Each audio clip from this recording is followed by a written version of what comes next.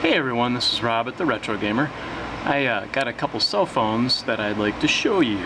They're from 1988, and one of them is what I believe they called a transportable, which meant you could mount it in your car and take it with you.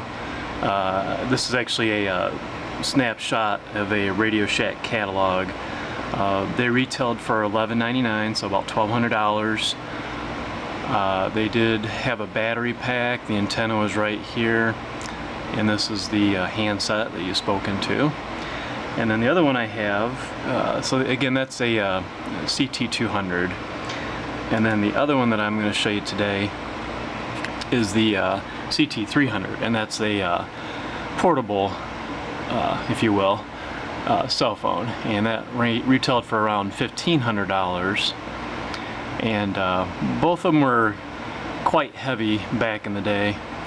I want to say that the CT-300 was like maybe 300 to 600 milliwatts or something, and most of the bag phone or transportables were 3 watts back in the day. So you generally would get better reception with the transportable or car mounted phones, just because there was more power and there were fewer cell towers back then, so the more power you had, definitely would make a big difference. So yeah, 600 milliwatts is what I'm seeing right now. So I'm going to take you over to the phones. Excuse me. I actually don't have them powered up. I do have the charger for the handheld one, but I decided to make the video and I didn't feel like charging it up. So, but it actually does charge up and it does power on. So the battery is right here. The antenna is removable, so if you do break it, you can replace it. And I don't know, it looks like this actually will fit on this one too, yeah. Because when I received the 200 here, it did not come with an antenna, so actually that's what the 200 would look like complete. I actually had one of these operational back in the day. The keypad was backlit, the display was backlit.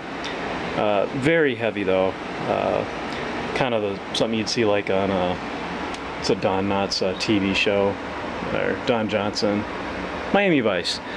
They had silly devices like this. So, but back then it was pretty cool. I think we went through CenturyTel or Century Cellunet, or I don't know, Century something or other. They're long gone, so they got sucked up by all the others. Now this one, it actually has a strap, so you can carry this sucker around. It's got to be close to probably, I don't want to say, I think it's heavier than 5, but probably not quite 10 pounds. The power cord, I believe you could have 2 different ones. This one is a cigarette lighter adapter. Plug it in your cigarette lighter, and then you could actually swap it out with another power cord for home use. This just unscrews, pulls out, and then you could replace it with a 120 volt AC adapter for home use and charge the battery that way. The handset actually is magnetic on the base, and actually tells you how to place a call and how to answer a call. So very well made phones. The plastic was very hard. I mean, you could almost run these things over with a car and not damage it. That's how well made they were. When I did sell these back in the 80s when I worked at Radio Shack, when we went to program them, you actually had to hook them up to a, I can't remember if it was one of the Tandy 1000s or one of the store POS backroom computers, but you had to have special software. It was like 2 pages of programming, very complicated to do back then. You had to put in all the parameters, cell phone number. It definitely wasn't as like it is now, because now, like we were reselling Page Plus for a while.